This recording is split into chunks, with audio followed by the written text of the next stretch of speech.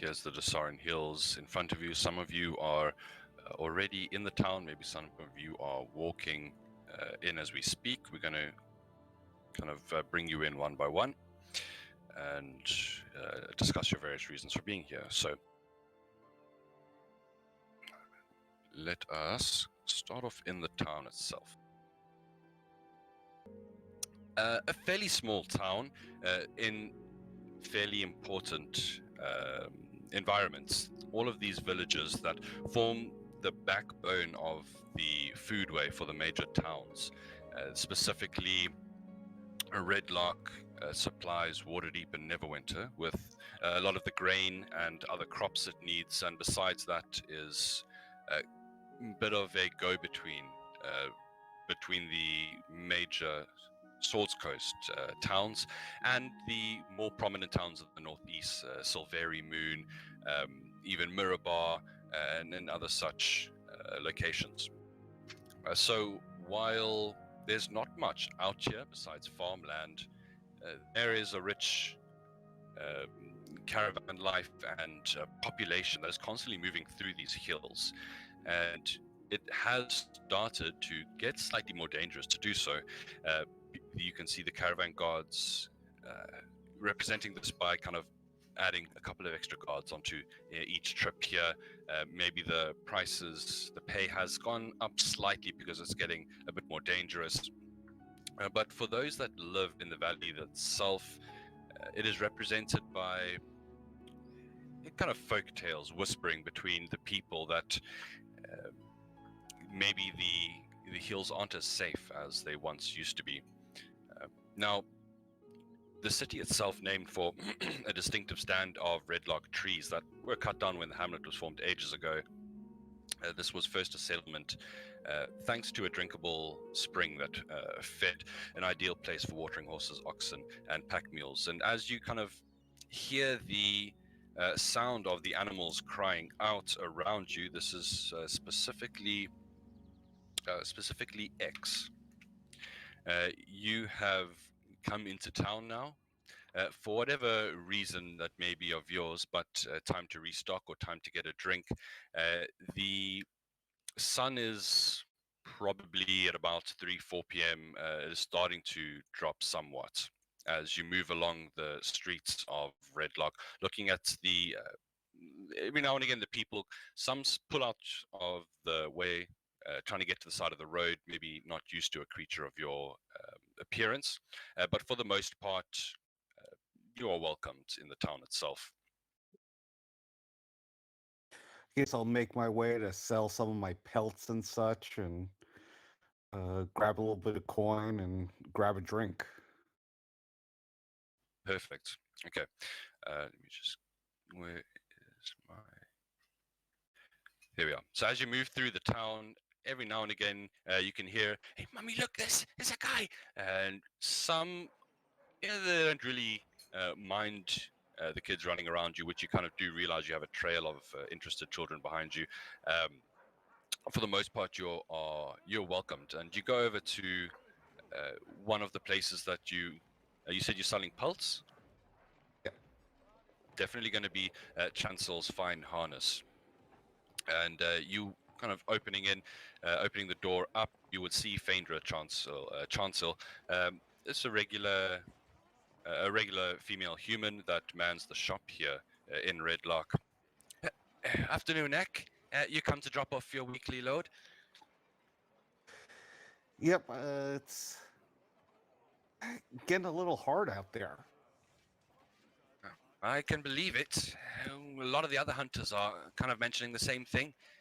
Even some of the poultry farmers and animals going missing. Bad business all around. Yeah, well, maybe it's good for me in the long run. Just means less competition, right? Unless it takes you to, but keep your head on your shoulders and keep your eyes out. We're coming into winter now, and you know what it's like. Darkness comes in early.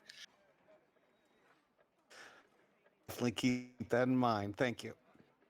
She nods, handing over the regular amount that you've kind of come to an understanding with. got an awfully busy tavern tonight. You might want to try your hand there if you're thinking of picking up any coins of some of the foreigners making their way through. Oh, well, thank you for the tip. I'll definitely check that out. She gives you a nod, kind of turning back to the stitching they were doing as you entered the shop. As you kind of head back out into Redlarch, you can see when you first entered the town, it was fairly sunny. I mean, it wasn't beating down with heat, but swiftly you see that there's a cold front coming in from over the hills to the east. Now, as you do you intend to make your way to the Helm, or is there any other stops on your itinerary? That's it. Coin Okay. means drink. So as you make your way over to the Helm, you can hear quite a raucous crowd inside, and you make your way over. The door is held open by an interesting-looking gentleman. Let's see, Helios. Could you describe what your character looks like for us, please?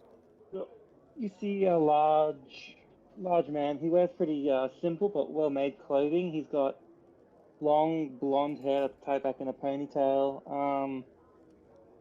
Very, what's the word? Muscular, I guess. Yeah, that's what he looks like pretty much. Okay, nice.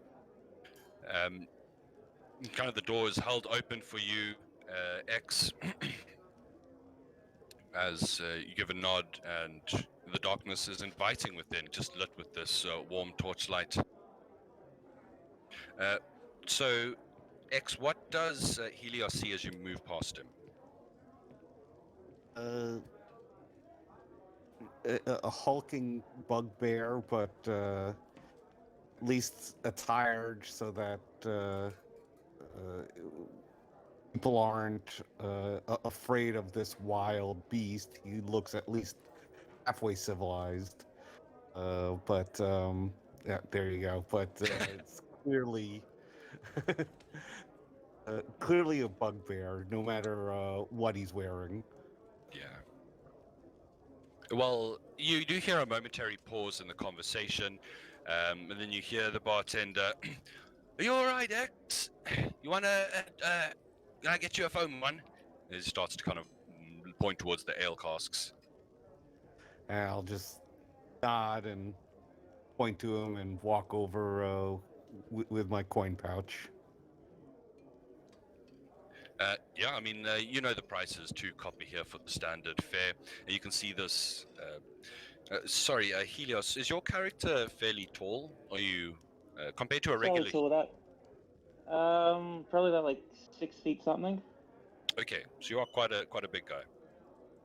Okay, you see the Asimov follow in after you, once again kind of throwing, or stopping the ambient light from hitting inside here. As you can see, the environment is warmed here by the fire, and many of the townsfolk have gathered here. It's fairly early for the place to be so busy, but the time of year, people are kind of finishing up with their harvests now, and so coming back from the fields earlier and earlier, and kind of having less to do before the franticness of starting the next season of crops. So at the very least, you do find a place to kind of sit down and and find a place of comfort. And as we go back outside now, Alex, your character's name is Alexander, right? Yeah. You have. Would it be fair to say that with so many caravans moving through this area as one of the kind of the trade routes of the major cities, you kind of pulling up at this point into town with one of these caravans itself? Yeah. All right. In that case, you look towards the man who has hired you, Arlarid. I'll put that in chat for you now. Just tied up over there. He points towards this place in particular. I mean, the one across the road here. You'll find that they've already got a name for me there. They're expecting. They've got a dock waiting. You're going off to have some Ale and drinks over there, points. The Helm at the High Sun. Been there a couple of times. Very nice place. Just try not to get too drunk. Hopefully, we're going to be leaving first thing in the morning. There's a room booked for all of you. Now he's looking at kind of all of the guards at Mother Yolantha's, which you will find. He kind of points further down the road. An old boarding house. Don't be too late, or you will be locked outside. There's nothing I can do about that. That works for me. As you kind of get given your fare for the day, we can say that he kind of hands out everyone at least 2 golds to get drinks in your belly, get a bit of food in the plates, whatever else you want, and the rest of the day is yours effectively. And he's probably going to go straight to the pub, Yeah, fair enough. get some drinks, see if there's anybody playing cards. And so it's probably about 4 or 5 p.m. As you head inside. You can see the clouds coming overhead from a distance. There's still a bit of sunny skies above you.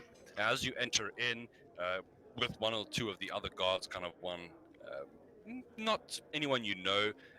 Maybe you've made acquaintances now. 1 or 2 pats you on the shoulders and moves off in a different direction. But as 1 or 2 heads turn towards the door, what do they see as you enter? What do you look like? Well, he has shoulder-length black hair, fairly short, about 5'5", 5'6", very pale skin, like sickly pale skin, wearing kind of ragged clothes with a dagger on one hip and 2 bags on his sides, as well as his eyes are covered up by a set of rags that he seems to be able to see through fine. Okay, interesting. So as you make your way over to the, you getting yourself a drink, or are you looking for a table? What are you doing? Getting a drink first. Yeah, sure. It's a bit of a busy day, but you manage to squeeze yourself in, and it is quite welcoming at the helm of the High Sun. It's it's a dimly lit but very nicely paneled wooden tap room. There's this staircase in the back leading to upper floors out of sight.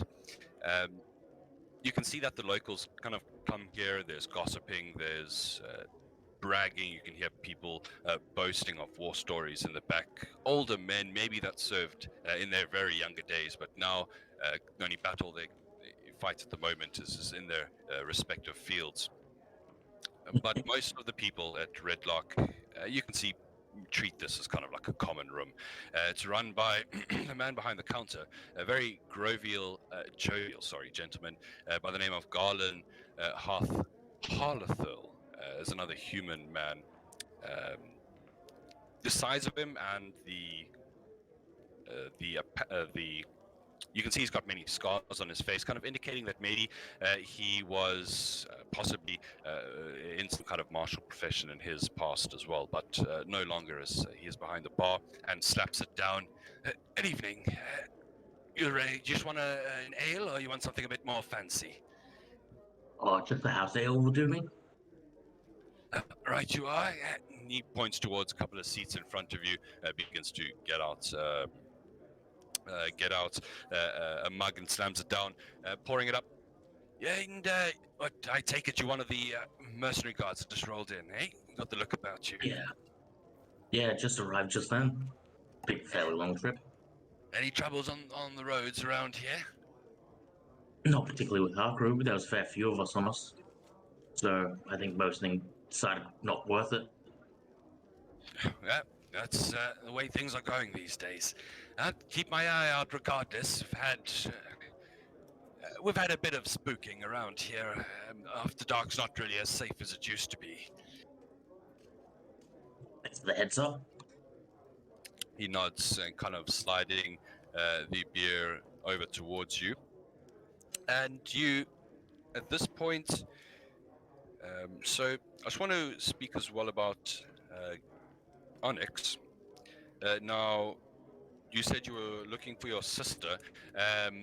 Have you been in Redlarch at all, or is your character just been kind of wandering the hillsides? Have you been taken in by like a farmer family, or have you had any contact with people in the area? He just got in the area, and this is the first town he's visited, so he's gonna be a little new. Okay, so you're not only like new to the land, you're like new to the plane. Yes. Okay. So in that case, yours might be a bit of a rougher entrance into town. How would is your character trusting, evasive? Because you, I imagine, would be kind of moving along an open grassland, just the sea, this sea of blades getting moved and undulated by the winds. Looking around, the sun is starting to fall, and it is starting to get fairly cold. The season around here is definitely, let's get rid of that, it's definitely winter, as a bit of a light rainfall begins to sound off in the distance. You can see the houses up ahead and possibly safety. So how would you approach this? Would you kind of hide between the houses? Would you move openly into the streets? He would move openly. He's not used to being attacked by random people, so he wouldn't Fair. be on his guard. Okay. So you kind of wander into the streets looking around, people looking at you very interested, but not necessarily approaching you. Some of the kids eventually moving around run up. "Oh, what is this? What are you?" Like you see a little excited girl move up. Can't be older than about 11, 12. Well, hello there. I'm a fairy. Never seen one of those before. You can see a couple of kids are like hiding behind her, like using her as the buffering between you and her. "You're not going to eat us, are you?" Oh no, I'm full. You see, you see this kind of open look of fear quickly like move between the children. Well, it's only Mother Yolantha said if we're out after dark, these flying creatures will come and take us away to the mountains. You're not one of them, are you? No, I'm not. Okay, good. I've never seen something like a fairy before. Are you lost? You could say that. Well, I mean, I can show you around if you like. I can take you where all the lost kids go. Well, that would be lovely. Let's go. Okay. All right. And they start to move up what is referred to as the long road, up towards kind of the intersection. As they move to the intersection here, a voice cries out in the light rain that's now kind of rumbled over Redlarch. You hear it's a figure of authority by the sound in his voice. "Hey, what you lot doing?" The kids kind of freeze as if they're doing something wrong. They turn back. Mr. Harberg, like 3 or 4 of them try to speak at once.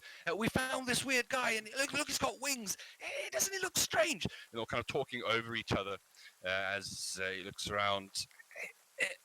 One at a time, he listens to them before turning towards you. "We've seen some strange figures recently moving in. I trust you're not here to cause any trouble, are you?" Oh no, I'm just looking for my sister. She looks like me. You know, the wings. Yeah, well, you definitely are unique looking. I can't say that I've seen another like yourself, and I'm sure you would have stuck out in my memory. Be along, kids. Be along. I think I can handle this. If you're looking for someone, I think the better place for you to try. And he looks around, kind of the darkness creeping in. Come, I'll take you. And if you can't find your way, at least there'll be a warm room for you to stay the night. Well, thank you. He nods. May I ask your name at least, sir? It's Onyx. Well met. Onyx. Well, be welcome to Redlarch, Onyx. I'm afraid I can't say you'll be as greeted by all of the folks who go here, but generally people are nice. We got good people here. But he leads you all the way up to a similar building. I mean, you haven't been here yet, but it is one of the larger buildings here, and he introduces it as the Helm at High Sun. You'll find most folk come here to congregate, especially as the sun goes down. If you want to ask around about your sister, I think this is going to be a mighty fine place to start. Thank you. And your name? You can call me Harburg. He points back to the buildings where you found him. I'm pretty much the law enforcement around here. A couple of the boys and I make sure that things run smoothly in town. Well, thank you, Harper. He nods, and as he's about to as he's kind of pushing the door open, realizing, never experiencing speaking with someone like you, he's not sure if you can push the door open. How tall are you? I don't want to judge here. I am 2 foot tall. 2 foot tall. That's 60 centimeters. That's goddamn. Okay, you're like a toddler. Okay. Yeah, no, you're fine. But as he kind of opens the door, he pauses. As the rain starts to pelt down, he looks up into the sky, and you turn around as well, and you see something that's definitely not normal. Maybe you've seen something similar in the Feywild, but not since you've been here. As you hear Harbour cry out, "What the hell?" and people looking around in surprise, some of the people start to file out of the building as they too are seeing what's happening here. The light drizzle that had moved over the town from a bit of light cloud cover has increased exponentially, and it's moving forward at a rate that normal clouds would never do. You can see it growing and kind of roiling, spinning, and moving closer, taking up the whole sky. Lightning is followed by thunder, illuminating the scared faces of the townsfolk around you. As in about 10 seconds, the entire sky is blanketed in darkness. You can see lights starting to flicker on as people coming out of houses into the street. Those of you that are inside, Helios, Alexander, and X, do you think you would be drawn outside by this interesting proceedings? Sure. Would this definitely be uncommon weather? Yes. Then definitely. Extremely uncommon. As you can see, some of the other people vying for position to kind of get out into the road. It looks like the whole town has turned out here, and you are taking in this immense roiling black storm that is bucketing down. People are getting soaked. Some people are standing under awnings and watching, and as you watch, it seems to just evaporate. A hole opens here or there, and with unnatural speed, you can see the cloud turn from black to grey to wispy white. The buckets turn to just a light drizzle, which in turn stops, and the sun beats down on the wet roads as everyone kind of stands there blinking, looking around at each other. Alexander's probably going to go to the closest local and be like, "That's not normal, is it?" No. The people are kind of shocked. Some are babbling. One or two are starting to move into the houses. You can see the kind of the law enforcement gentleman that was standing there. All right, everyone. I don't know what that was, but it seems to be over. Looks around again, nods. Back to business. He seems a bit put off himself as well. He's going. Alexander's going to walk back to the bar and go back to his drink. Sure. So, you can hear the people filing in. Definitely a more somber atmosphere than there was before. People talking about strange happenings, goings on. Now, obviously, anything strange that the people have seen in the last couple of weeks or months is going to be, rediscussed and brought up. If any of you want to kind of sit back and pay attention to the ramblings of the townsfolk, see if you can pick anything up, you're welcome to give me a perception check, or if you'd like to make use of any other skill, you can certainly try. Yeah. Oh. Ooh, I do not have good perception. Okay, so as you Voice. as you settle back in again, let's see here.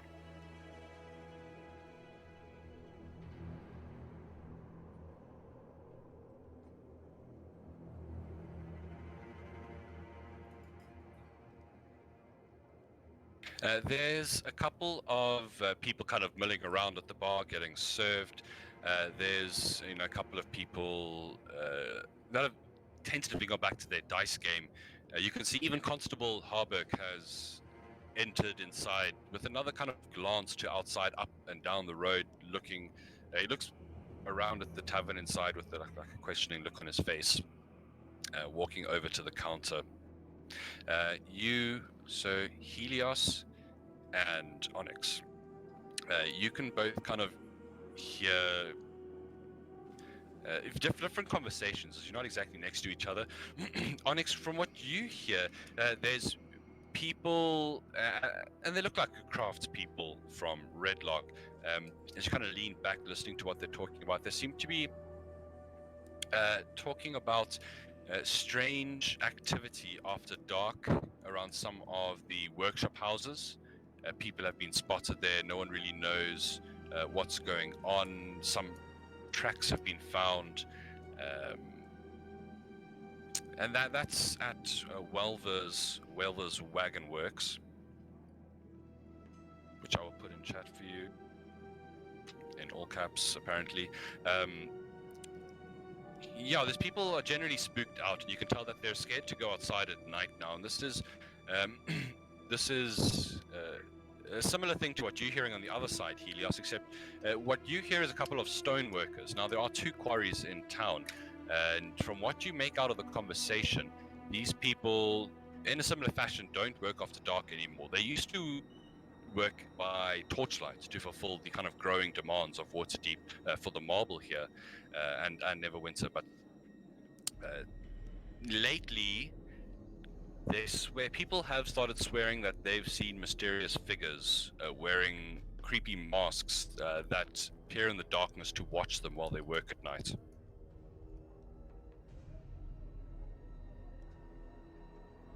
Okay.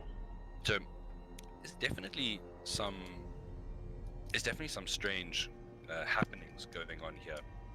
Now, as for our guard, Alexander, your Aurelid does step inside, and he kind of sees you.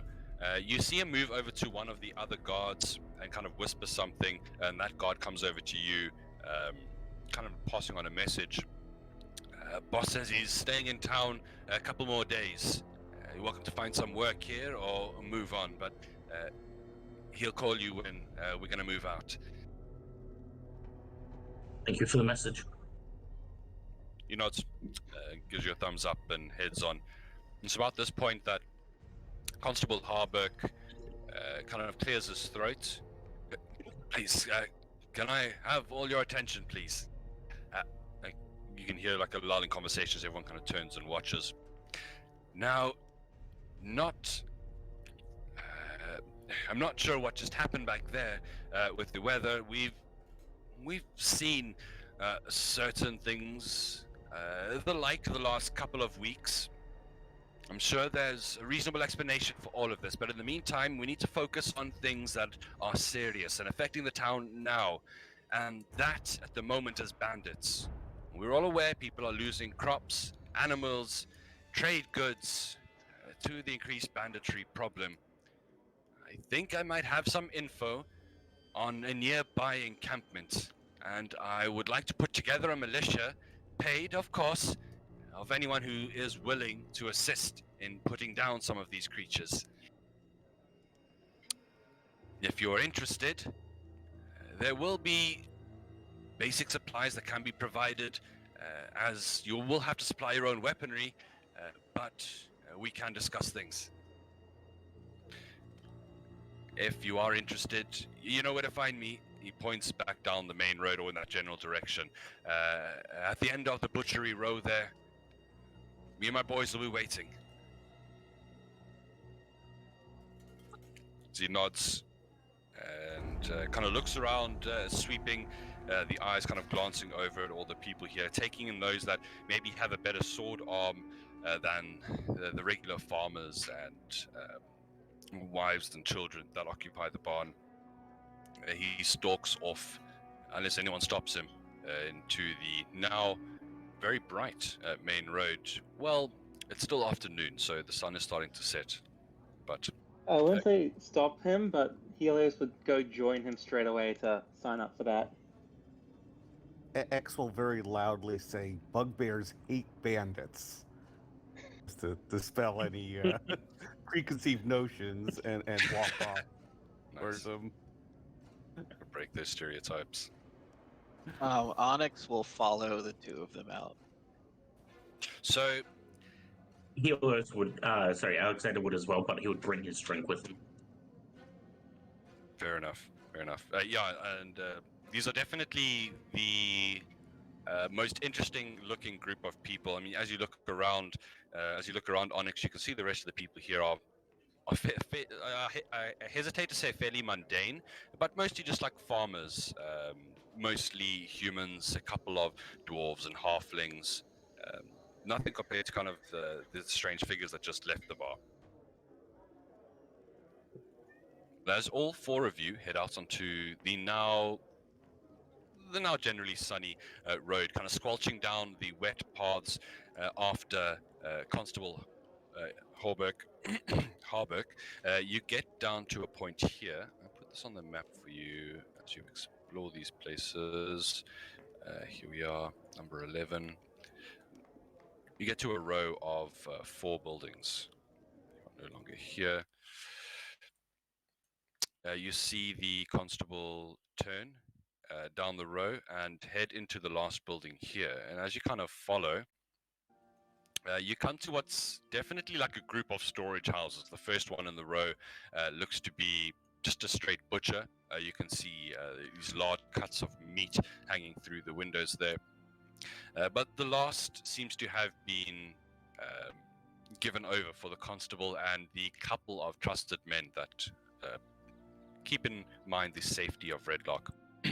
He turns around, waiting for you guys, seeing that you followed at a fairly quick pace.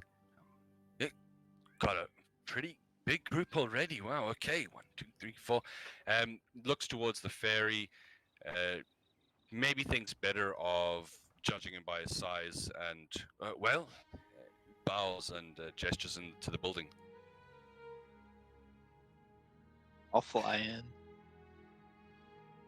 I mean, it's a fairly cramped area. You can see some of the space is still kind of used for storage, but there's a few kind of strapping young lads that have batons. As you can see, we do what we can to keep the peace around here, but against bandits with bow and sword, we don't have much recourse.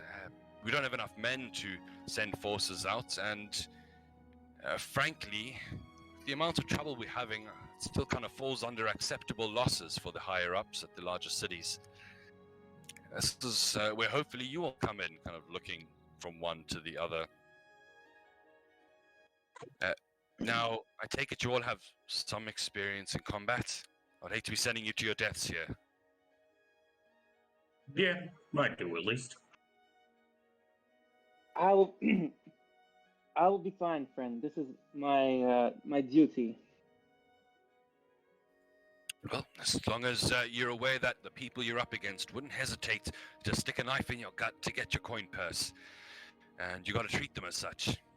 We've had quite a lot of caravans coming in and out. I'm sure he kind of points to the caravan guards. You're aware of the increase in positions of your caliber recently. But Yeah. he points to... just double check that I'm giving you the right direction here. The path out of town south. He's actually got a little map of the Dessarin Valley here. Let me put Redlarch on the map for you.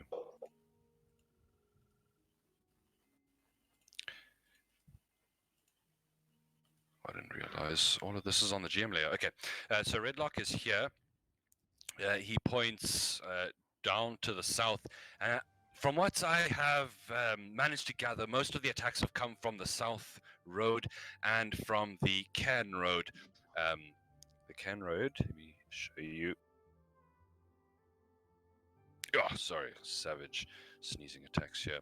He points to this little path here being the Cairn road. We get a lot of barges coming down the Dessarin river from the Evermoors.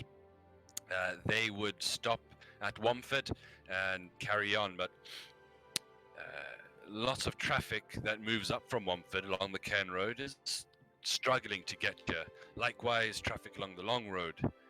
So I'm pretty sure it's somewhere in the hills there, but we haven't been able to have the time to go out and actually search the place.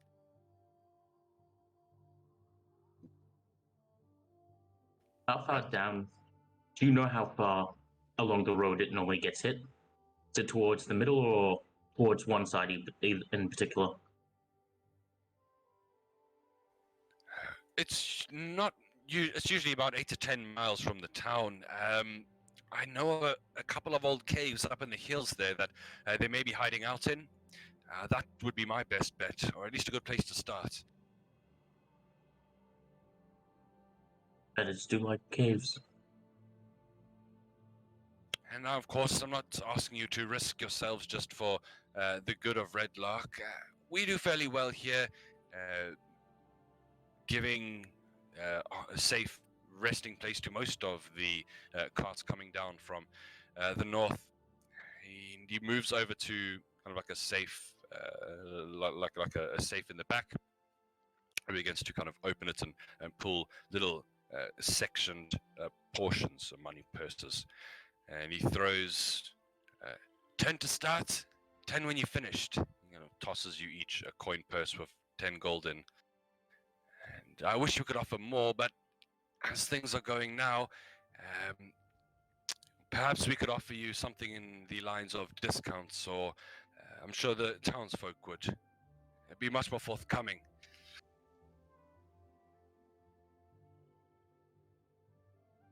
This will do for now.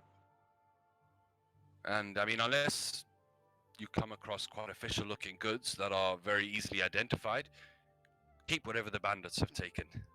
I'm sure you'll find a fair amount there.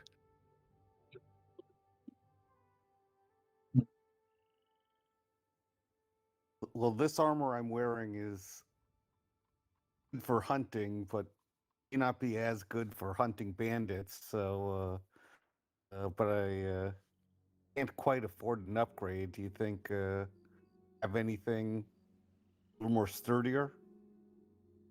So what are you currently wearing? Chain?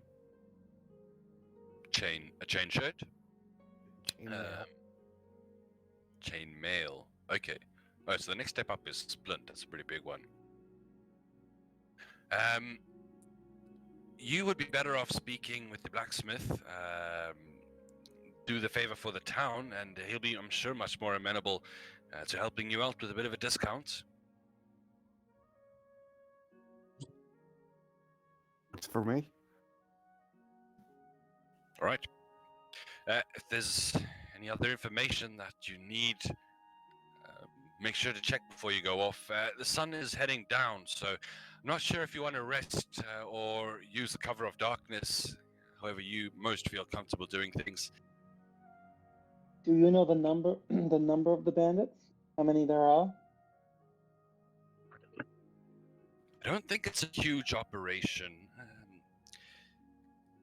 I believe a couple, I would say at most 5 to 6. They seem to strike quickly and then retreat into the hills.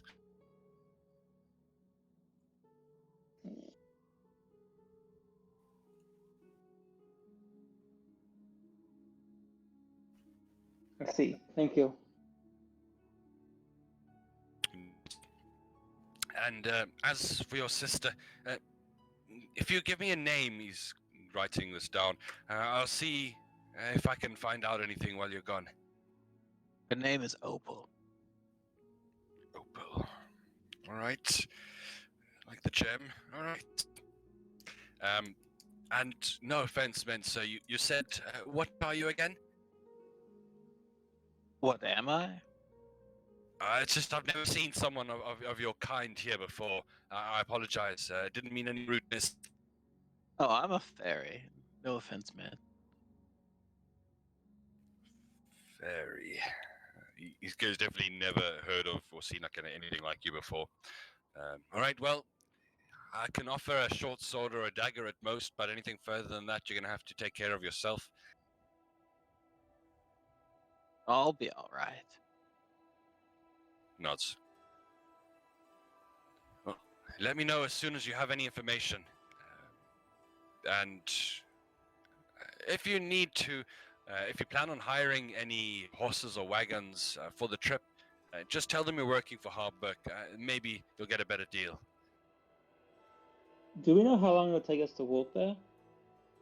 Roughly? It depends how fast you move, but an hour or two? No, Okay. more than that. It's probably going to be about 3 to 4 hours.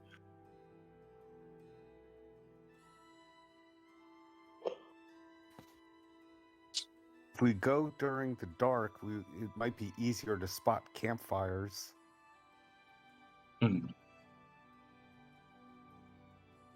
But if they are in the caves, the fires might be deep enough for the cave to cover it up.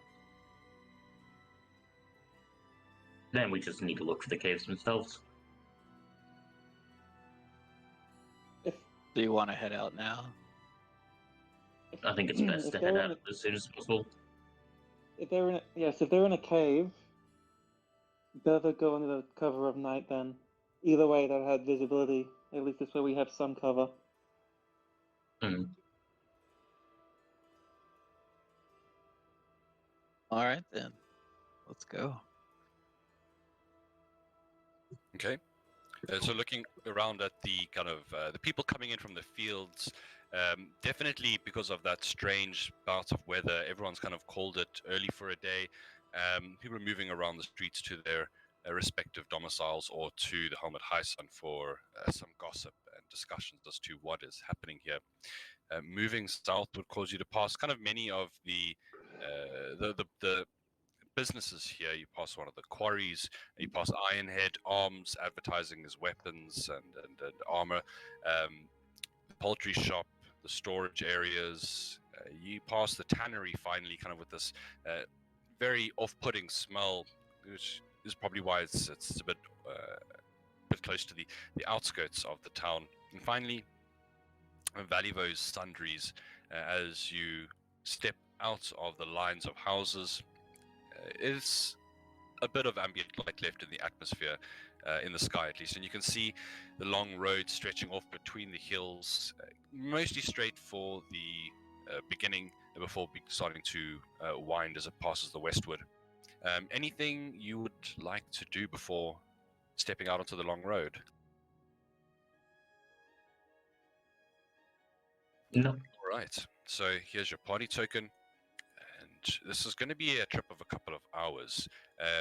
Is anyone going to be keeping a dedicated watch as you travel? You're welcome to give me a perception check. I'll fly above the party and see what I can see as we're traveling. Okay, how high above? About 30 feet. So, okay, another thing is you guys must do me a favor and just in Roll20 settings in the top right, make sure your display name is both your character name and then in brackets your Discord name for me to make things easier.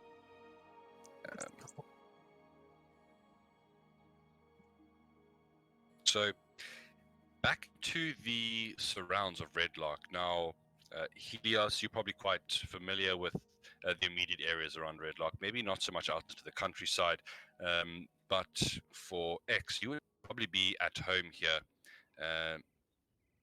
There's a lot of good hunting, a lot of easy living here if you know where to look, especially if you don't mind getting closer to the Crypt Garden and the Westwood forests. Why have they not labeled any of this? I'll change this all up so you guys can see all the locations. Now, are you moving at a regular pace here?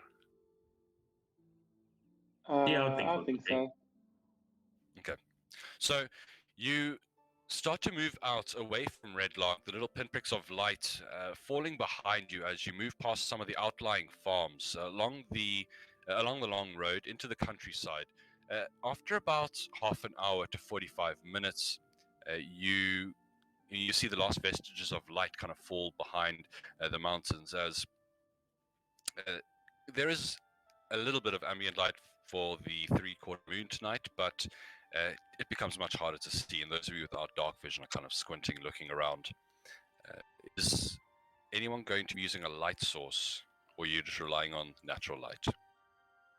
I think I'm the only one without dark vision, but I would not be using light source. Keep in mind, perception checks using dark vision are at disadvantage. Mhm. Okay, Does anyone want lights? it's fine. If you being stealthy is completely up to you. Oh, no, I Yeah, actually do have dark No vision. light. I do think not only have on it- dark vision. Yeah, only fairies don't have dark vision. And Dragonborn. Wait. Yes. Do we have a Dragonborn here? No, No. not yet.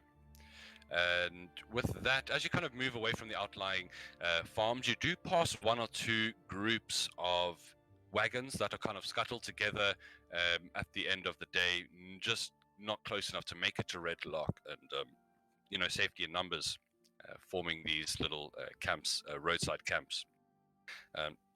You avoid these for the most part. It's not really what you're interested in, and start to keep an eye out on the hillsides along the side of the road. Now, you do see the terrain get a bit more rough and rocky in some parts quite hilly.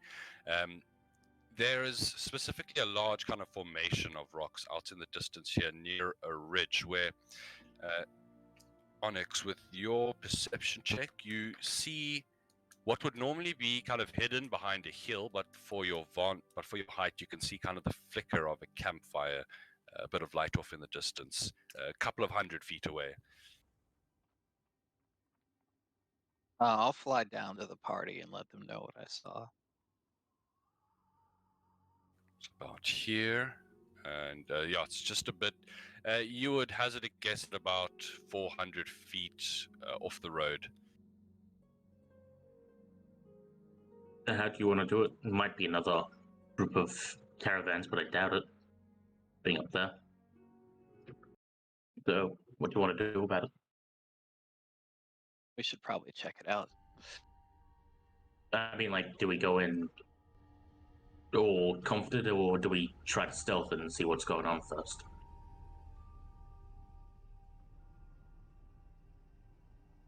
I like If you- the idea of stealth. If you wish, some of us may walk in and the others could stealth behind. Well, then I volunteer to be the most dangerous job in stealth. And I shall lead the charge. I will stealth. Okay. I'll so- do with the non-stealthy side. Just you and your chainmail trying to stealth. Ching. Okay, so then, who's going up ahead? And if you're being quiet, I need you to please give me a stealth check. I guess it's me and how do you pronounce your character's name? X? X. How dreadful. Not great rolls to begin with. Crunching a little bit in the grass, you can at least, as you move off the roadside. Now I want to get you on the proper map. You're gonna have to suspend disbelief a little bit because it looks like it's closer to the road than it's supposed to be here. So Ending disbelief in D&D. shocker, I know. Ruining my immersion. Now, it just occurs to me that I haven't set up your tokens yet. So How about we take a 5-minute break here where I just set up you guys' tokens before we get on the board? Do you want me to? I built up a character model in whatchamacallit, in Hero Forge. Do you want me to send that to you? Sure, yeah, if you've got a token, please. I don't have one for looks like Alexander and Helios. I Yep, sent you a picture in well- Discord earlier. Oh, you Yeah, did? that's what I mean. I can send you a picture of the character. Okay. Then I'm just going to go AFK and just work on these tokens quickly, get this done. Your It's letters- in the general chat. Perfect. Cheers. Cool. I'm gonna go to the toilet quickly. Piss Yeah. myself. Yeah, 5 minutes and I'll be back. Cool.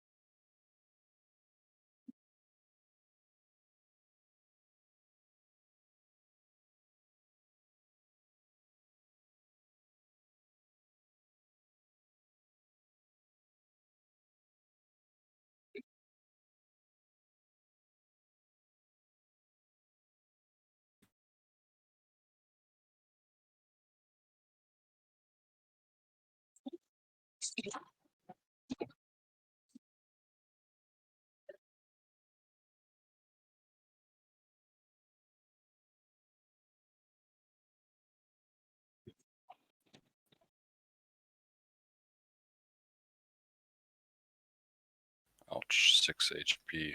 That hurts.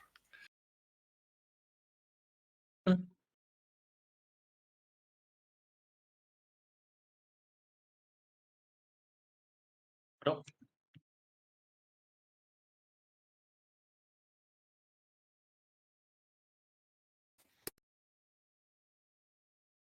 Okay, almost done.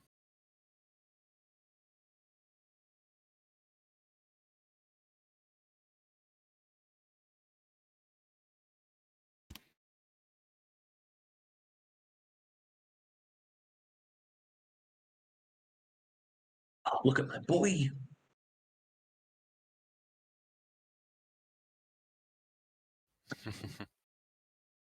So, what have you been playing D&D for? Are you talking to me? Yeah. Not as long as most. I only got in with 5e, kind of when the critical role originally started, that whole craze. Yeah. It was for all the things like Critical Role was really good for D&D. Yes, agreed. I can't watch it anymore though, because I've just watched it way No. too much. I'm so sick of it. And a few people, like a few toxic people, did come in because of it, but overall it was very good for the hobby. Yeah. I've been playing since like 3.5. I think it's been 11 Nice. years now. Very nice. Have you But do mostly official material or homebrew or what? a bit of both. Like, so I used to have an old group which was just homebrew at the end. We had played so many modules that was just homebrew, and we're moving away from D&D. A lot of Dark Heresy, Call of Cthulhu, and things like that.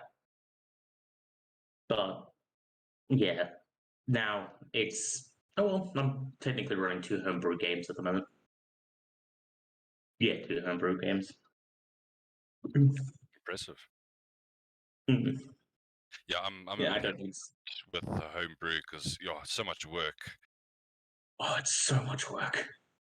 I have a OneNote that has all my homebrew stuff on it, and it's just so much. Yeah, I feel you.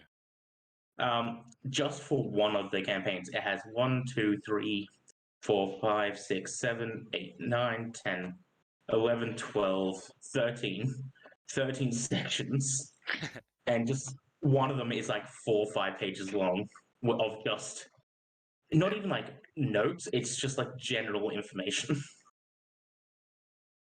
That's pretty impressive. Better you than me. Yeah. All right, so I think that should do it for our tokens. Does everyone have vision? Well, wait. Let me delete the party token. Now does everyone have vision? Yeah, I have vision at least. I don't think anybody else here. Oh, Okay.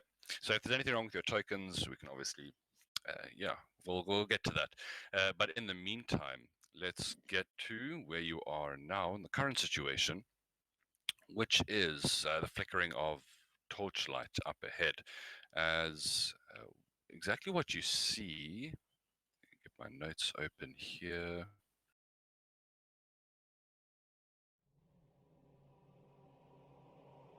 Here we are. Oh, wait.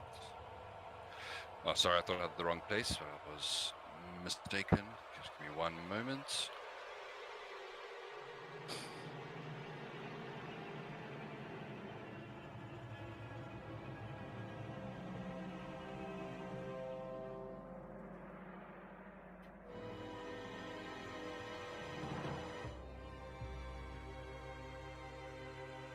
Oh, here we go. Okay, cool. So as you move into this area here, the brush that kind of chokes this area fades away to reveal a bit of a ridge up ahead, and set into it. There is a cave entrance behind a bit of flickering camp light. You can see roughly Well, there are a couple of figures moving around in the distance. We were actually just beginning with the approach here. Who all was going to be taking the head on this one? It was Alex and Onyx. Well, Alex is Helios going to go ahead and- and stealth. Well, I thought you were going stealth behind us as we or at least off to the side. Oh yeah, that's what I meant. Yeah. Sorry, Karen. Oh no, I was just going to say yeah, I'd be off to the side, but I wasn't going to hang back super far. Well, however you want to approach the situation, you can do it. You can see these figures off in the distance. You are still trying to keep as quiet as possible. You probably wouldn't be out in the open here, maybe like the trees nearby.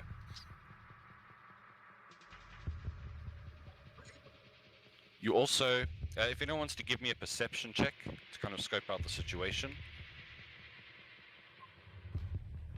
Not me. Yep, it's a bit hard to see as the sun has completely set at this point, and you got a couple of bold tree trunks in between you. You guys are just up and down here. So, Helios, you At least Helios, you hear the sounds of not only human voices, but that of a creature. It's kind of like sounds pretty much like a bear. You're pretty sure. Okay. It sounds animalistic, not like an actual language. Yeah, it's just a creature crying out. It's, are you fairly in touch with nature? I have a +2 to survival, so I guess kinda. Give me a survival check. Or animal handling. I got a +2 there. Or I think animal handling. You're right. That'd be more appropriate in this situation. Okay, it's 10. It's definitely not a happy cry.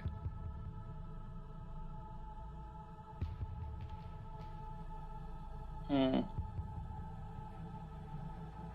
can anybody see what's going on? I can't see anything. Little shit, nothing. You'd have to get closer. Yeah. I believe they have a cage creature of some kind, but I'll have to get closer to see. So So what's our plan? we do have a stealth check. Sorry, I didn't mean to interrupt. We do have a stealth check from Alexandra and Onyx. If you guys want to head up, it's up to you. I'm gonna head up at this point probably. I'm going to say, do you want me to head up first? I think I can stay out of sight. We can try. I can send a message to you guys as well. I just say we go up at the same time. I can take a beating, so. But there's no point taking a beating if...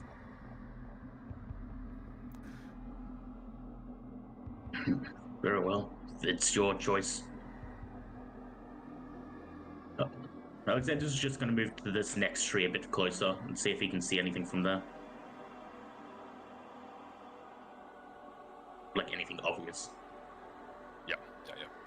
Well, the flickering light of the campfire starts to get closer and closer. Just see what you can make out. Yeah, you can see 4 surly humans that are camped, that are kind of huddled around the entrance, what looks to be a cave leading into the ridge behind. Nearby, there's some kind of wagon with. You can see the lattice work of cage bars on top. And there's like a large creature moving around in the shadows inside. It'd be like, do you think it would be a good idea to let that creature loose? Let it deal with the bandits for us? I do You can not do think that is. I don't think that's wise. If you think so. Used to these parts, so don't know what sort of creatures you have.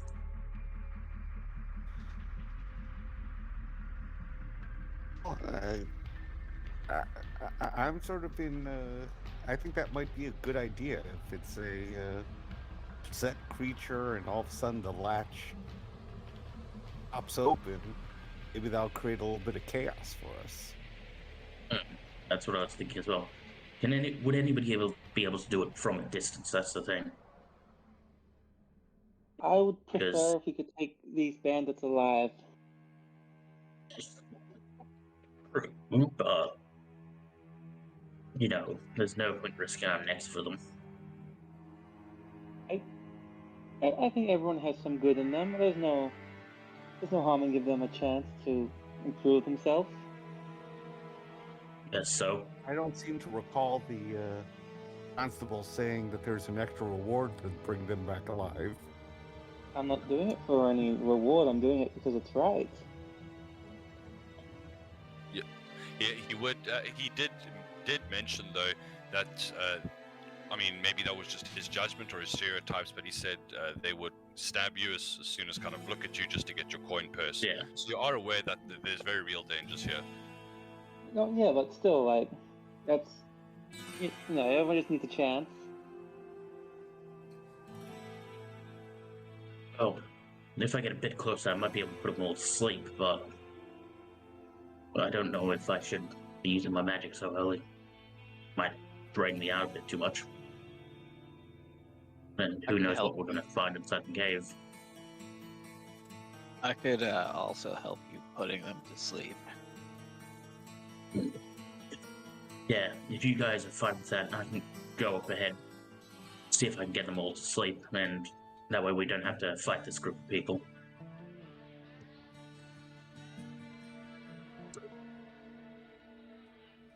Okay, then, shall we? Would you like us to distract them for you, so you can sneak up?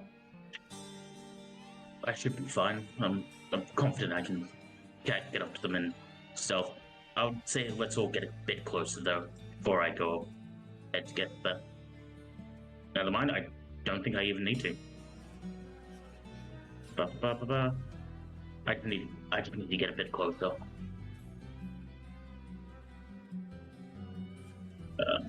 Where is it? That one. I'll wait a beat for you to get a little closer and then follow. Once you're in position. So I think let's get a fresh stealth check from you guys after you've done some planning. Anyone kind of moving forward from here versus their passive perception, because it doesn't seem like they're keeping watch. Okay. No. Can I guidance that? I would say this is more long. This is longer than a 1 minute thing, so I'll say no in this case. Okay.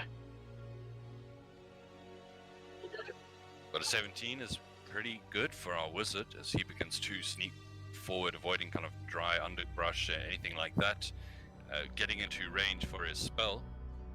He's probably going to move up this next street just to be safe. Yeah, you can do so.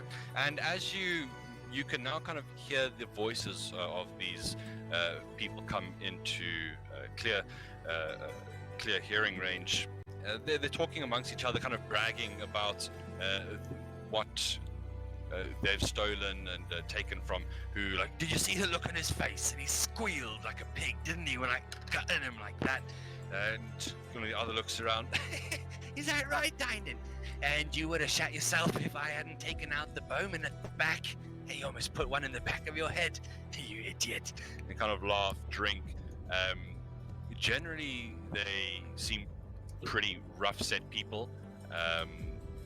Kind of spent booze bottles lying around indicate that maybe they have been here for a fair amount of time. Do you now, it's up to you what you want to do. You could also even possibly, if you want to continue on listening to the conversation or whatever you do, it's up to you. But you can see all four of these here. From your position, it looks like the bear, it is trapped in a cage on the back of the wagon, and you can see a large stick kind of jammed through the door, indicating that it looks like that's kind of what's keeping the door from opening. It's not a lock or anything like that. He's gonna go into his component pouch, pull out a little piece of copper, and then point back towards the group one at a time and just go. They don't seem the sort of guy to be people to repent, and that cage is only closed by a stick, so it might be better off just to let the bear loose. Are you talking to us, or are you just talking to yourself? No, I'm using message on you first, but I'm going to repeat the message to each one of them. I still say, can you respond? You can whisper back. Yeah, I still say. but only I can hear you. Oh. Goddamn goody two shoes. My response is, go ahead. If you can unlatch it from a distance, do it. Why didn't I pick mage yet? Yeah, I'm going to cast sleep in the middle of this group of people. Okay, very nice. The radius on that is? Is 120, isn't it? Sorry, 20 feet. Radius. Yeah, if I do it on the like on the direct center of the yeah, exactly. You want to move it a little to the left, so you just don't get the bear? Yeah, I'll go a bit more to the left so I don't get the bear in this. It targets the lower bear. life first anyway, it shouldn't really, but yeah. Yeah. Cool. Okay, let's get some rolls. But do you wanna just briefly? Do you want to link the spell there? Yeah, it should have come through. Did not. There it is.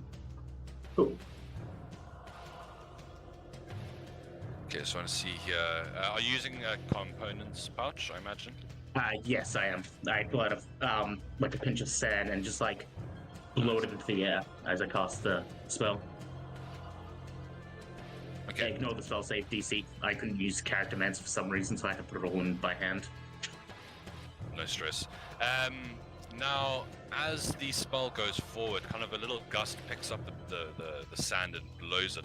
They're spiraling into the opening up ahead.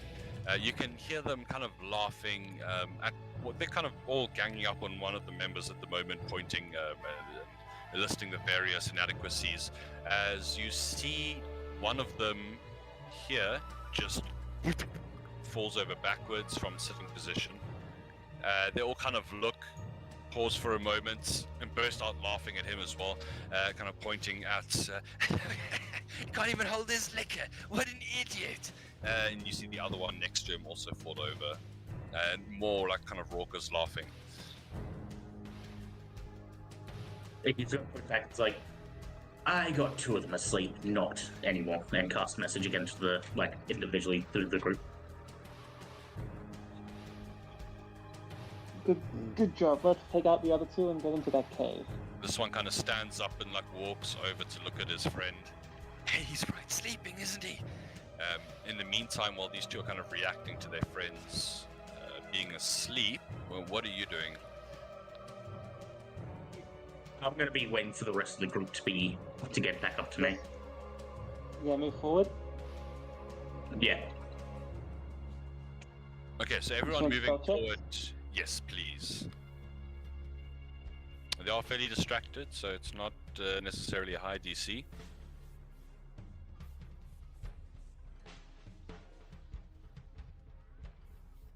So we got from X. Okay. So let's see here. As you move forward, you do see this one over here. What's that? Turns quickly to look into the bushes. You guys can hear that one of them has definitely heard your passage in some manner. Shh! Wait, do you hear that? How are you guys reacting? Are you breaking cover or are you... I'm gonna cast sleep too. Okay, give me some rolls.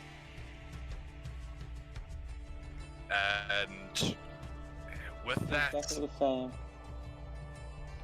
What? Did you hear something?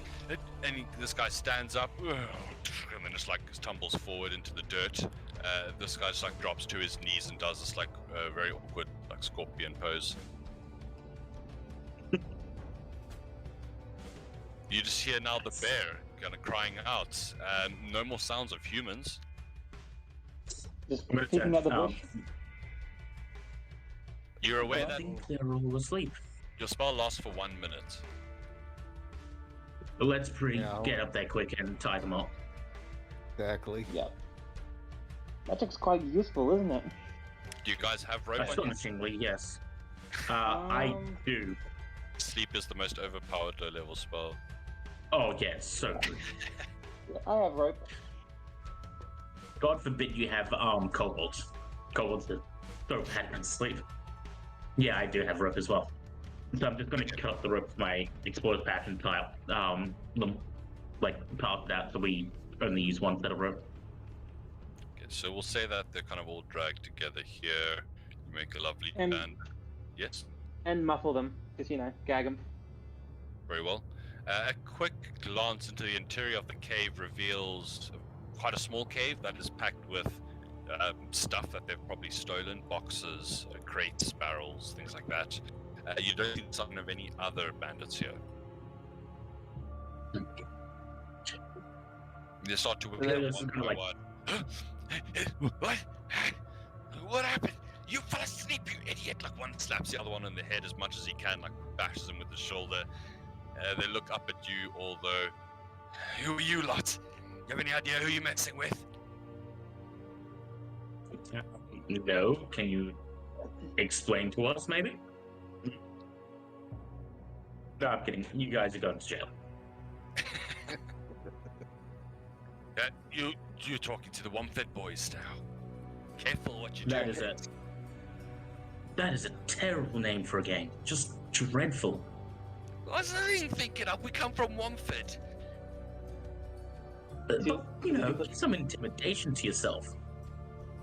The cutthroats, the bloody hand. Come on, be a bit more creative. We don't really Some have a are criminals choice, these do days. we? You don't know who you're messing with. The higher ups, they're gonna track you down if we go missing. Higher up, she said. By any Don't talk chance- to them about them, you idiot. And one of the others kind of. No. Talk to us about them. Well, it's a very close-knit group. We have lots of control of the roads around here. You don't want to go upsetting the balance of things. So you're saying there's more than just this cave? Of course there is. We've got pretty much the whole run of the Dessarin River at this point. All the way from Womfed up to River God, and the other guy kind of punches him in the gut. No need for petty violence. So is there any more gangs around the general area, you say? Come on. I know you want to brag about how good your gang is. Well, we're meant to be getting reinforcements any day now. Should Hmm. be any Something moment. big happening? Did you say any moment now? He nods fervently. Yeah, could be right Yeah, I now. think one of Could be us- watching you from the hillside. Can I insight that? Yes. Alexander is going to walk into the cave now and have a look at what they've stolen. Sure. What did you get for your check? Yeah. Insight. 6, I believe. I probably believe it. Now, as you head into the cave here, let's see what you see. So mostly, obviously, what they have lifted from the wagons and various travelers along the roads here. You can see a bit of scattered coinage and goods, a bit of plundered. You see like an ale cask here, crates over there. You're not really sure what's in it. You have to kind of go through and inventory things to really know what you're working with. Nothing jumps out at you as like gems and jewels or magical artifacts that are flashy like that, but a fair amount of trade goods that could possibly fetch a fair price back in Redlarch even. Nice. He's going to go and look through anything that, like, any of their ledgers, like not from the caravans of hit, but actual their ledgers. See if they have any notes, well, back and forth or anything like that. Yeah, sure. Give me investigation, or I would allow perception as well, if there's any other skill you want to give. I'll take investigation. Sure. If anyone else wants to Oh, no, never mind. He is on it. While Helios and X, I guess, are acting as guards, I'll pat them down, search them, grab, make sure that they're not holding any knives or swords or anything that they can cut through the ropes with, and for that matter, take any valuables off of them. Sure. As you begin to pat them down, at the very least, they each have a scimitar, and there are 4 light crossbows nearby. 2 of them have additional daggers strapped to their legs. So I'll put that in chat for you.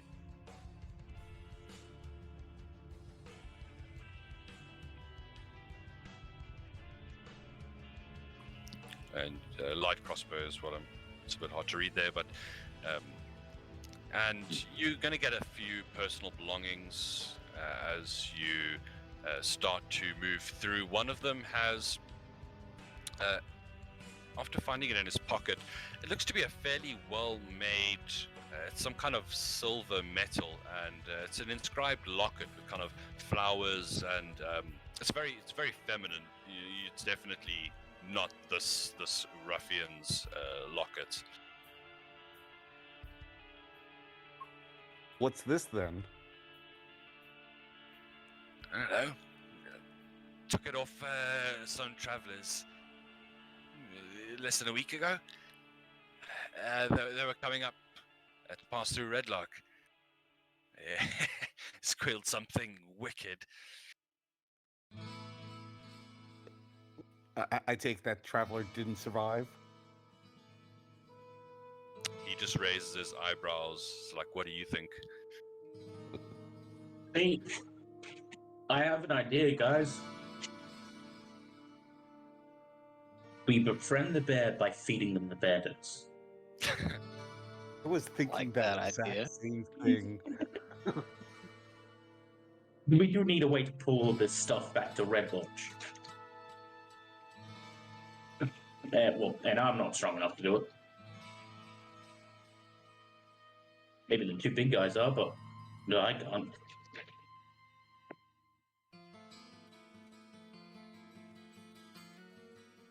Hello? Well, you 4 there would gladly help us carry this stuff, won't you? Because it's either that, or if you're not useful, we'll just kill you. A couple of eyes opening wide. 1 or 2 of them nod. Alex is gonna point his finger and cast message to Helios and say, "It's just a threat. We're not actually gonna kill them." I am not so naive to think everyone's redeemable, but I at least want to give them a chance at being better than what they are. I like the thought. Yeah. I'm gonna. Alright, did I find anything through my investigation? Any notes or anything? Yes. You definitely would have. So, there's definitely some kind of communications between here and the town of Womford, which, let me just quickly shoot you back onto the map. Dessarin Valley. Womford is a fairly well-known town. It lies on the Dessarin River, and from what you can tell, seems to be a bit of a racket going on. You found various goods relating to even some high-class stuff, some kind of more expensive materials, shipments of weapons or something going awry as they're being barged down the Dessarin Valley. At Womford and other people that disembark leading along the Cairn Road, there's definitely like some kind of racket going on.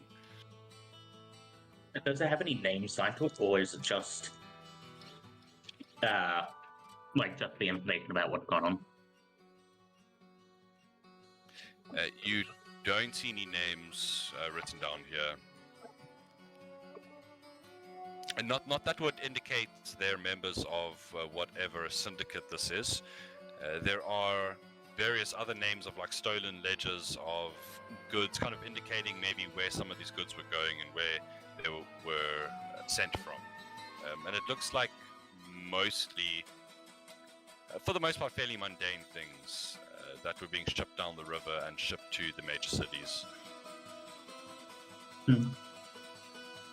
He's gonna come out from the cave with all the ledgers and all that, and just be like, well, they're getting information from down from one, but other than that, the rest of these are just the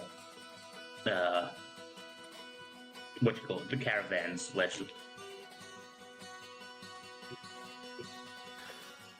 May I suggest we put together some sleds, have and have the bandits here carry, drag them for us up to back to town. We really shouldn't stay out here for the night. We should Get back go to town. to the hospital. Yeah. What I was thinking is we move this bear a bit further away, let it loose, and use this cage cart to drag all the stuff back.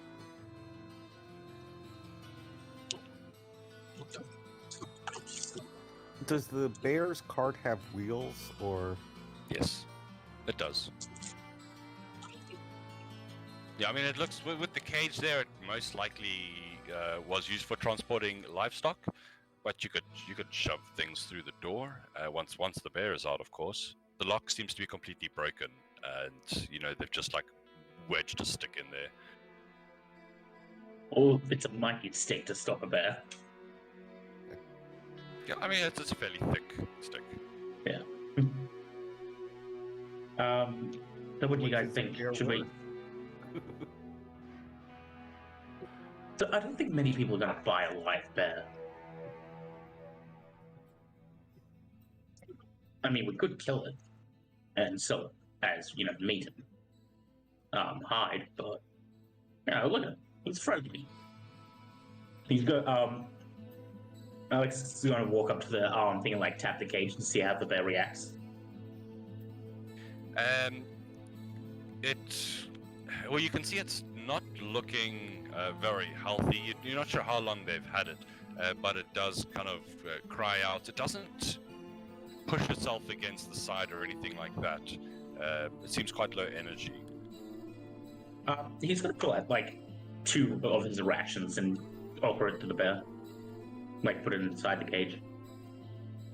Takes a moment before the nose starts twitching, and they're gone in a surprising amount of speed.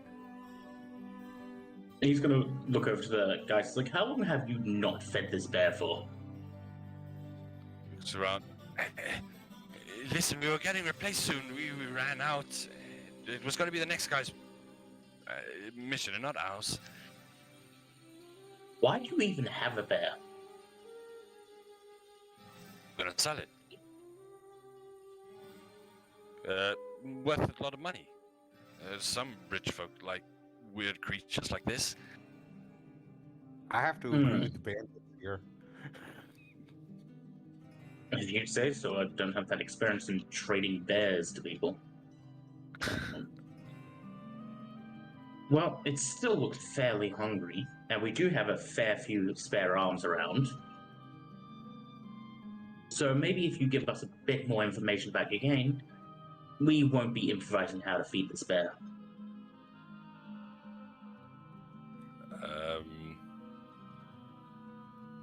So they all look pretty terrified at this point. And okay, please listen. Do you want to give me, just for fairness' sake, give me an intimidation check with advantage? Yep. Now it's not a very high DC. Oh, that's great. Ignore that. That's investigation, not intimidation. I pressed the wrong one. Sure. So another thing that let's address now before we go any further is when we make the wrong rolls like this, I'm going to take your first rolled number. Oh, I'll still be and using just change. Yeah, and using the new modifier. And yeah. Okay. So -3 away from the 18. So 15. That's still fairly decent, as these guys are stripped of all their weaponry, tied up here. effectively questioned and brought to justice, so to speak. They also don't want to get eaten by the bear. They're looking around. What exactly you want to know? Locations. People, I- location. I told you, in Wamford.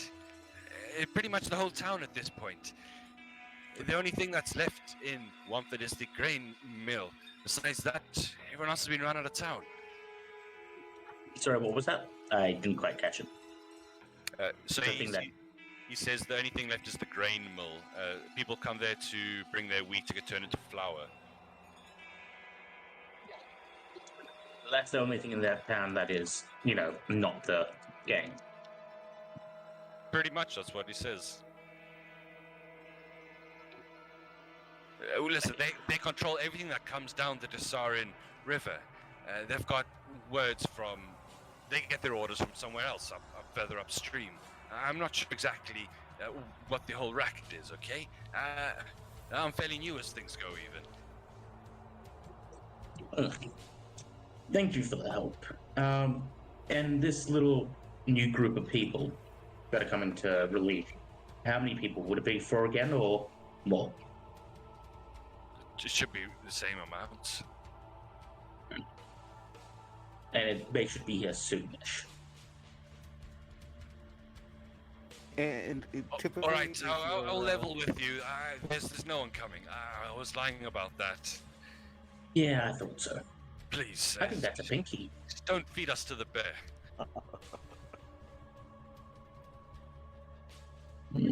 Yeah, no, I'll feed you to the bear. We'll probably give him indigestion anyway. You look like shit. You But know, anybody else have any more rations for this bear? He still looks pretty sad. I'll throw 2 at him. Literally throw. I'll let you hand him. Thanks. How's the bear looking after getting some food into it? Still looking pretty sad, or is it a bit more? it's a bit more lively at this point, and it's maybe getting a bit angsty at being contained. I'm like, big boys, do you mind giving me a hand with moving this cart away from the gang members here so we can let this bear loose where it's not going to hurt anybody? Certainly. Though That's no problem. it may decide that it wants to, depending how domesticated it is, it may actually want to follow us. Let's And see. then I will name him Sir Barrington. 4. Esquire. All right, so you dragging this away. I mean, it's going to take all of you guys to do that pretty much. Yeah. But I you won't be much help. fair enough. 8 But you- strength for the win. You can get it a bit down the hill at the very least, not closer to the road, but kind of parallel further south. Yeah. With that, I mean, who's going to? I imagine that maybe the ferry would be the best to kind of get the stick and just fly up. Yeah, I'll do that. Yeah, I'm going to run back towards the wade so I'm out of range of the bear. Yeah, I mean, it bursts out of there. In fact, kind of damaging the hinge of the door on the way out, and it kind of gives one glance back, and it just pouts into the wild. It's getting away from here.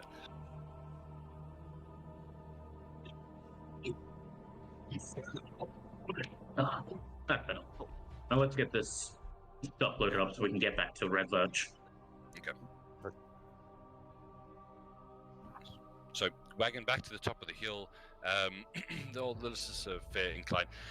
You start to load up all the stolen goods from various people over the course of who knows how long these guys have been camped out here, thorn on the side of Redlarch. But with them in tow, are you using them as beasts of burden here to pull it? Yes.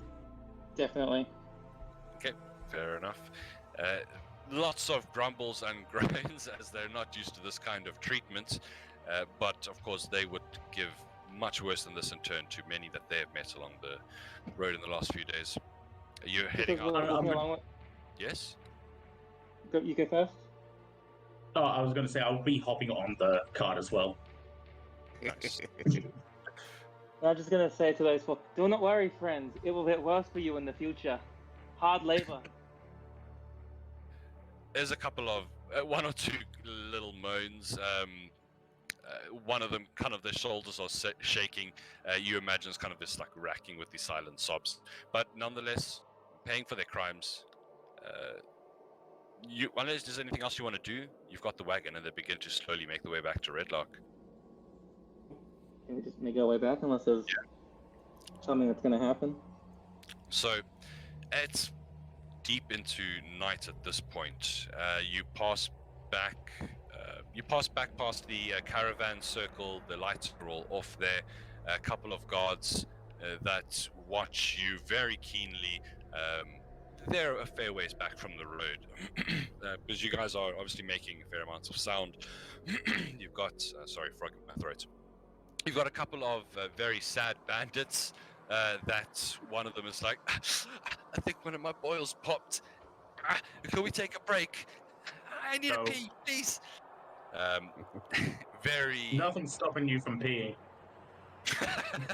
Nice.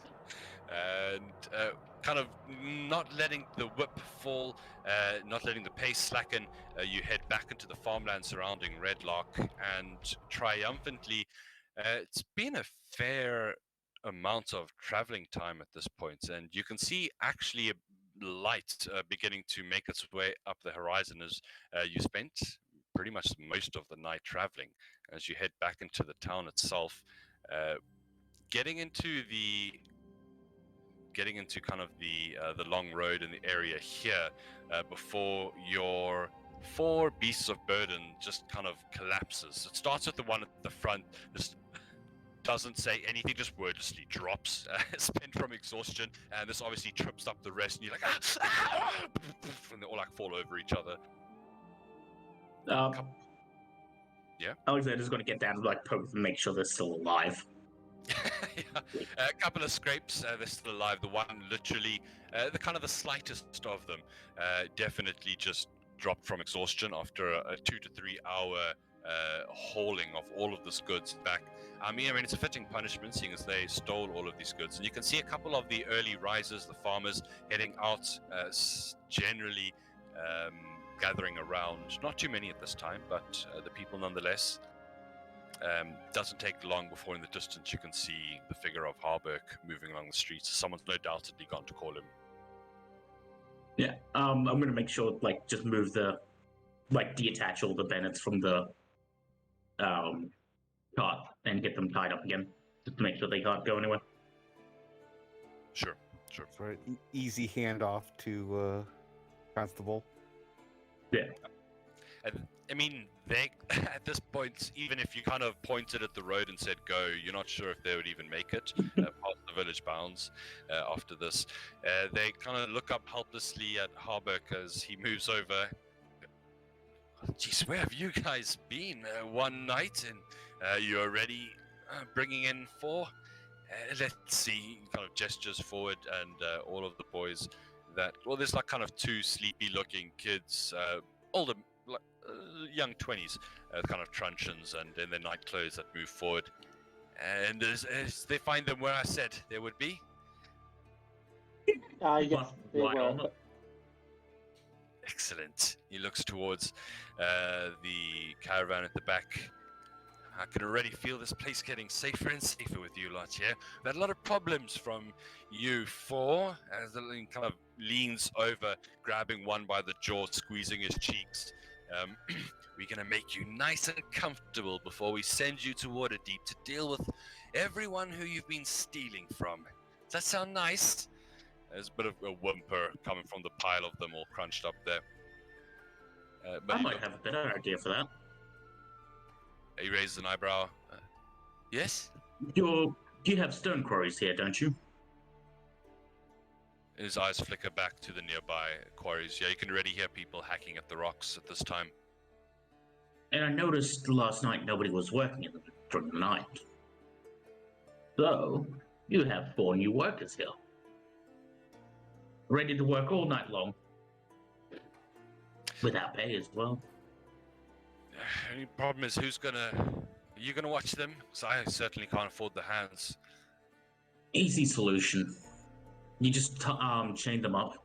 Maybe put a bolt through one of their legs so they can't run. One of them kind of whimpers a bit in the background. That's interesting. We'll take them for now, and I'm sure we'll work out something. I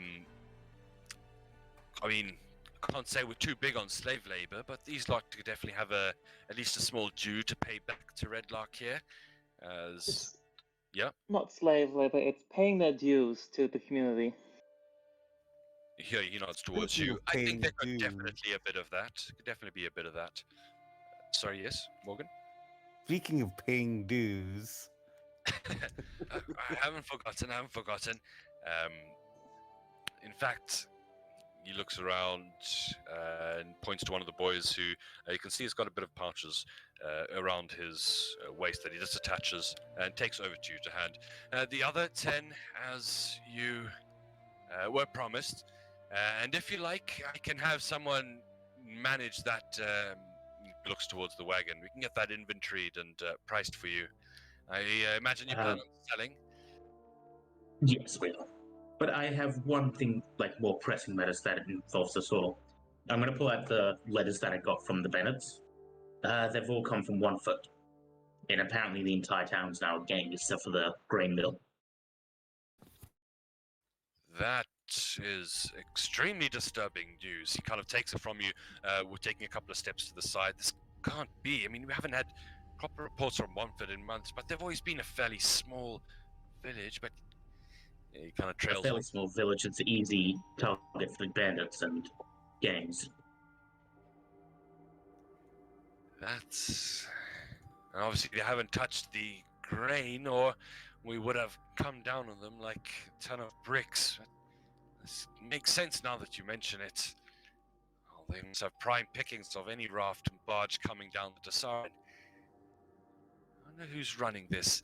I'm gonna have to send some messages. I have to contact people. This is bigger than me. He looks around. You can see he's actually slightly unnerved at this. Thank you for bringing this to my attention. If you hang around for the next day or two, I'll definitely keep you apprised of what's happening. For now, I think I need to send the fastest horse I can to the coast. And probably the smart thing to do. Sorry, what's that? It's probably the smart thing to do. He nods, distractedly, kind of running a hand through his graying hair at this point. He's not an old man, but he's definitely kind of early 40s. Now he looks around one last time, nodding to you distractedly, gestures for his men to follow, and unless you do anything else, he's gonna head back to the constabulary. And sorry, I'm just confirming. He is sending somebody to organize and get that priced up, the cart full of stuff for us. I don't think anyone replied to him. He seems to nod to walk off distractedly. Do you want to shout after him? Yeah, and the person for the cart, please, to get it all priced and organized. He kind of knocks one of the guys walking on the side of the arm. He'll sort it out. And Thanks, mate. doesn't take too long. They disappear, and you see the kid kind of jogging back around the corner. Whoever wants to kind of discuss logistics with him is welcome to do it. But for the meantime, the sun is rising once more over Redlarch, and you are feeling the exhaustion now seep over you as you have pushed probably much further than you expected to this night. A new day has already dawned. People are starting to work, and fatigue is beginning to set in. The cart is taken care of. The constable's men will at least keep it for the meantime until it can all be priced and sold off. And I'm as going to turn. yes, I was going to turn to the group nearby. Well, I'm going to go to have a drink and then bed. Does anybody want to join me? great idea. I think I shall go straight to bed. fair enough. Yeah, I'll go to bed. Onyx will just fly to the nearest tree and just go to sleep. Nice. Yes, unfortunately, no sign of your sister. You've realized you forgot to ask Harbuck if there's been any updates on that, but he seems pretty distracted at the moment anyway. You'll get to him as soon as you can, I imagine. You guys did find a bit of coins on the bandits and in the cave, which I've put in chat there. You can designate that how you would. There's a nice tabled handout called Party Loot. I'll just flash it to you guys. You can all edit that. So if anyone wants to throw it in there as a general loot, you're welcome to do so. I just throw it in there. That's fine. Sure. I'm gonna And go. we got 20 gold in addition to that, right? Yes, 10 when you left, 10 when you came back each. I'm gonna turn to X and be like, "Well, it seems to be just me and you for the drink. Do you want to go with?" And start walking towards the inn or the pub. I'll And- go with them. It is only like 6 in the morning, but all sorts here in Redlarch. One or two of the tables has early risers. They seem to be here for a bit of a breakfast, though not necessarily drinks. What are you guys getting? I'm gonna go up to the button. It's like, "What's your fanciest stuff?" We got some good brandy in this year from one of the farms out back. I'll take one of those each for us. Nothing fancy for me. I just like I'm my paying ale. for it. Then I'll just take two for myself then. It's a silver piece for a shot. I'll hand him over, so that would be... It's... You see the guy Excellent next to you piece kind of of- like scooping scrambled eggs into his mouth as he sees you kind of take a shot of brandy. Bit surprised, but not openly judging. Goes back to his meal hurriedly. I haven't been asleep yet, so I'm not... You can't judge me for alcoholism. Kind of lifts his hands, palms forward, like, "Hey, I didn't say anything." But when he's drinking with X, he's gonna be like, "Feel like a bit of a hypocrite, though."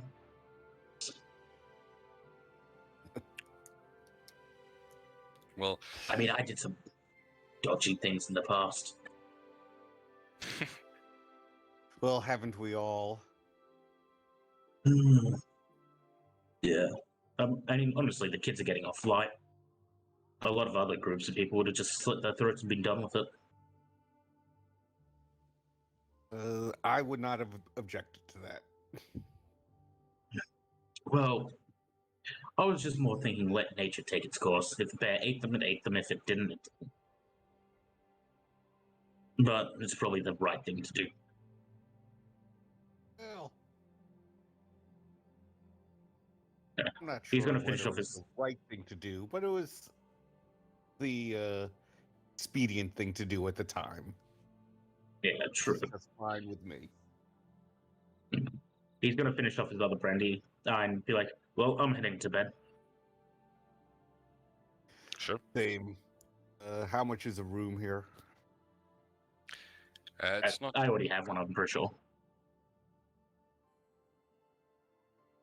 So at the helm at the High Sun is not. You can't sleep there. You can either go to the boarding rooms around the corner at Mother Yolantha's, or you can simply cross the road to the. The name eludes me now. But there's drinks and meals to be had across the road as well, and you can sleep there. They just don't have as big a kitchen, so they technically have much smaller events going on there. I'm gonna go to that room that the caravan guy set up for us. Yeah, sure. With all the others, Mother Yolantha's, which is number 4. The others would head to the Swinging Sword, which is number 2. So as you head to Mother Yolantha's, you pass this kind of. It's hard to describe her. You could call it like kind of endless as the land. She seems like she should be 6 feet under the ground already, but she moves around for someone fairly spry for basically nothing but stretched skin over bones. She looks towards you with a pipe in her hands as you enter. She seems to always be awake whenever you come here. At the very least, she nods towards as you head inside. You pass a couple of quarry workers as you come out that kind of all not really taking you in, not absent-mindedly to you. A lot of the hired-in workforce stays in the boarding rooms here. I'm gonna nod as well and just go to bed and just collapse into like a pile. Fair enough. Yeah. And then as for who was it? X. Were you going across the road? Yeah, that's probably where I've stayed in the past. So Yeah, that would make the Familiar most to me. sense. As you would head inside, you see. I mean, the swinging sword is a three-story stone structure crowned by a steep slate roof. It bristles with many chimneys. You can see the signboard over the door hanging by the chain as you enter. Long wooden scimitar emblazoned with the inn's name in red paint on both sides. It's very welcoming as you kind of enter in, especially by the area's rustic standards. Each room boasts a hearth, warm draperies, tapestries, running water provided by rooftop systems. And you know it's run by the Urkel family who stays here now. And you see Kelesa herself, Kelesa Urkel, kind of always hovering around, already up and about, tending to the patrons here. And she would welcome you in. And you've seen her once or twice. You are, I would say, at least a regular here. You want just a room for one, X? yes, please. Sorry about the middle of the day, but we've been out hunting bandits all night. Yeah, it takes all sorts, and all sorts work by strange times. She smiles. You can see this is a bit of a matriarchal woman in her 40s, pleasant looking, quite sturdy. And as she come with me, I'll show you there myself. She gabbles a bit and talks to you while she's going. Surprise you out after dark, and no one really wants to be by themselves out alone anymore. Strange things gathering in the dark. And she kind of glances at you out the corner of her eyes to gauge how you respond. Do you mean other than the bandits? Because we just took care of those. A smile comes to her face. Well, it's about time someone did, which quickly drops off once more, the smile at least. But I don't mean completely the bandits. What have you heard? Well, she kind of stops, looking up and down the hall before carrying on. I'm friendly to an adventurer, likes to tarry in the vicinity, and there's been recent disturbances, tales of fogs that persist even in bright sunlight, gusts of hot wind sweeping west out of the hills where breezes should be quite cold. You saw what happened yesterday in the streets, I imagine. The weather just changing like that. She clicks her fingers. There have been more violent sights too. Sudden bolts of lightning stabbing up from the hills into clear sky.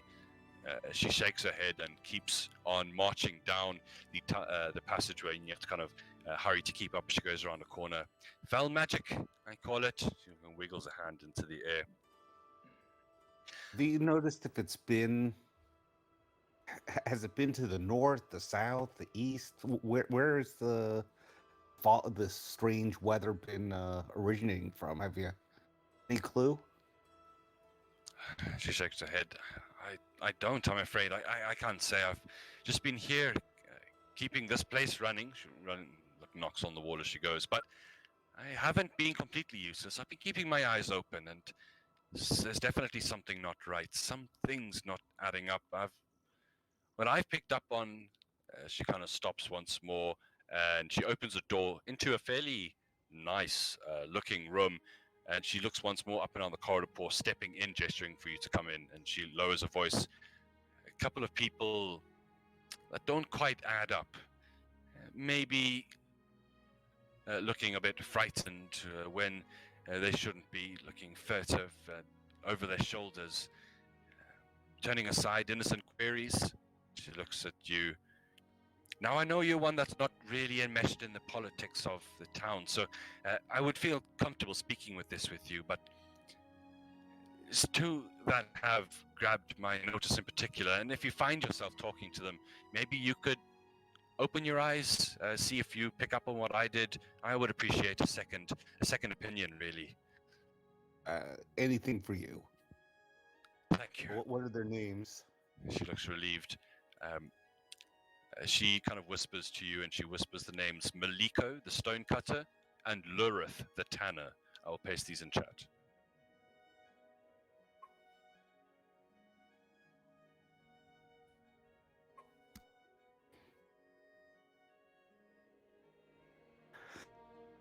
Well, once I wake up, I'll check them out for you. There's no rush, and please, just. She does a kind of like zips her mouth closed gesture, as if to gesture imply to be quiet about it. I'll be discreet. She nods and then carries on at a much louder tone than previous. Enjoy your rest, sir. If there's anything you need, there's a bell next to the door. She bows and kind of steps back into the passageway. And I'll go to sleep for the afternoon, I guess. Yeah. Well, still early morning, but yeah, by the time you guys wake up, the sun should be getting fairly low in the sky. People talking about the town is abuzz with you bringing back the bandits, clearing out the camp, and for your troubles, let's just get you prices here. Did I miss anyone's sleeping arrangement here? Did we address everyone? You didn't touch on me, but obviously might just be going back to Mother Yolanda's? Yeah. Man, yeah. Okay, yeah, perfect. And you, sorry, my brain is just farting here. Your character is Helios. Helios. Okay, so you're the local here. Yes, you would have definitely been offered a place at Mother Yolanda's. And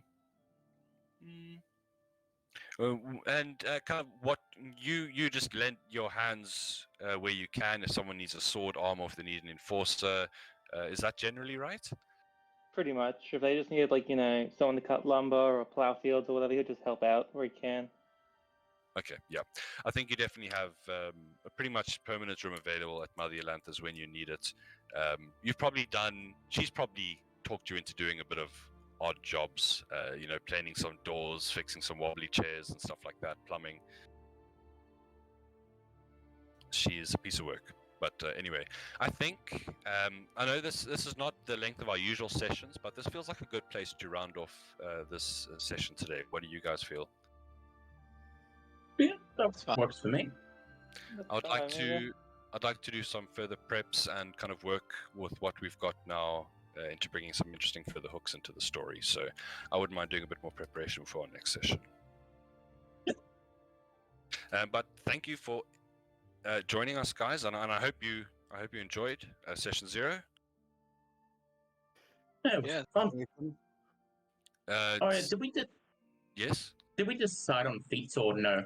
Yes or no? Yes. Yes, you guys are gonna get feats. Yes. Okay. I've already added mine.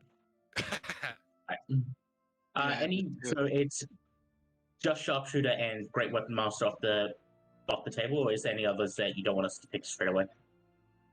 No, I think it's just those two. The rest should be fine. Okay, cool. Oh yeah, and I just have one more question. Silvery barbs. I know that a lot of people seem to think it's a bit overpowered, because it is. Is that all good to use, or try to avoid that one? Yeah, go for it. You can take it. I'll probably regret it. Yeah, I'm fine with it. I disagree with people who think it's overpowered. I mean, look at Fairy Fire. It compares. I don't know. Is the silvery bobs also give something advantage? Yeah. So it's unnecessarily jam-packed of goodness. Yeah, it's what is it? I have it right here. It's they have to re-roll, and then the next, but then you choose a different creature, and the next person has advantage. So Go for it. It's 30 feet range, right? It's 60 feet. That's why it's so overpowered. It has a really large range, and it's anything. So it's a disadvantage for somebody, and then advantage for somebody else. Well, you guys don't have a healer, so you're probably going to need all the help you can get. I can heal. So can You? I. You can heal? Yeah. I'm a What about- divine soul sorcerer. Oh, I didn't realize. Okay. Well, I guess you're not yet. You will be. And the barbarian. What, you like punch people healthy? Well, Azamars get healing You have hands, negative strength. Oh, yeah, yeah. and I also Negative have strength. healing. I have healing. Cure wounds because of my feet. Okay. Okay. Interesting. Kind-hearted healer. Yeah, I'm fine with changing silvery bards if you want.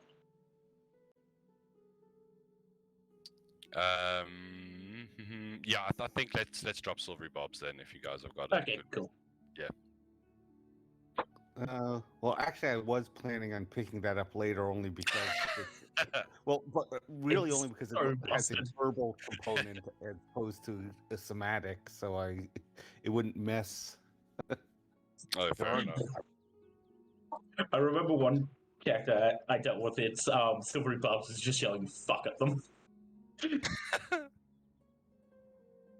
I mean, it The saved girl lots was of like, lives. "Fuck." Jeez. Yeah. Cool. Well, hopefully we'll also have maybe one, maybe even two more players to join us next time that can join in the exploits. As you kind of see, there's a lot of strange things going on here. Not even just bandits, even the nature seems to be rebelling against these people. And hopefully it's going to be exciting to, find out what's going on and explore this. Hopefully you're all going to be carrying on with us next week. If anyone is dropping out, it's no stress. Just send me a message privately. Yeah. Otherwise, I'll hope to see you all next week. Cool. See you then. But play with you. Awesome. Yeah, it was nice. See you guys next week.